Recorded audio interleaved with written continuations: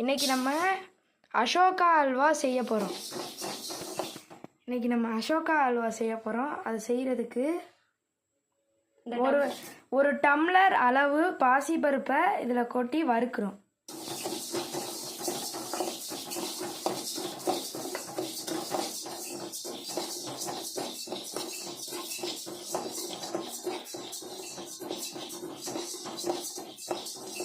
போதும், நல்லா பொன்னிறமாக வர்ற அளவுக்கு நம்ம வறுத்து எடுத்துக்கலாம். வறுத்து வச்ச பாசிப்பருப்பை அலசிட்டு இந்த மாதிரி தண்ணி மேலாப்பில் வர்ற அளவுக்கு ஊற்றி வச்சுக்கலாம். இதை வந்துட்டு நம்ம கரெக்டாக ப்ரெஷர் குக் பண்ணணும். நெய் ஊற்றிக்கலாம். ஒரு கடாயை வந்துட்டு அனல் வந்தோடனே நட்ஸு எல்லாத்தையும் போட்டு வறுத்து எடுத்துக்கலாம்.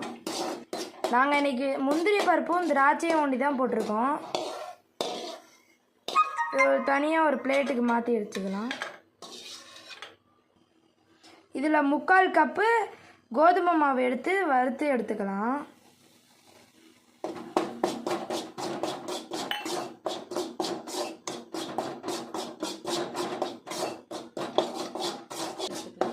இந்த அளவுக்கு நல்லா இப்படி வர்ற மாதிரி நல்லா வறுத்து எடுத்துக்கலாம்.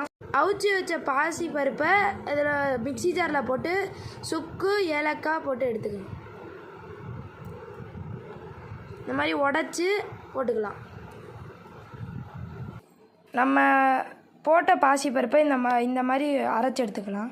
அரைச்சி வச்ச பாசிப்பருப்பை வறுத்த கோதுமை மாவோட சேர்த்து இந்த மாதிரி கிண்டி விட்டுக்கலாம்.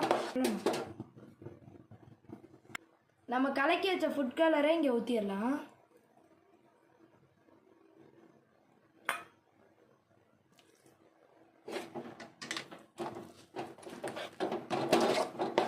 அந்த கலர் வந்தோடனே அப்படியே காட்டு. சர்க்கரை சேர்த்துக்கலாம். சர்க்கரையை இப்போ நல்லா கிண்டி விட்டுக்கலாம். கரையிற வரலாம்.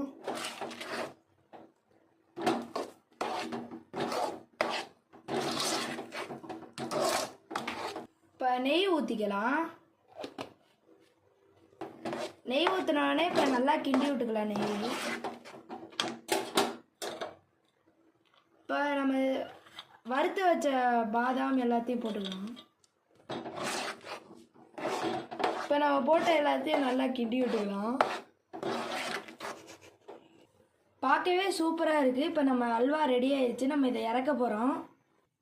இப்போ நம்ம அசோகா அல்வா ரெடி. நம்ம அசோகா அல்வாவோட மிக்சரை வச்சு சாப்பிட்டா செம்ம டேஸ்ட்டாக இருக்கும். நீங்களும் ட்ரை பண்ணி பாருங்கள். நம்ம சேனலை மறக்காமல் சப்ஸ்கிரைப் பண்ணிடுங்க.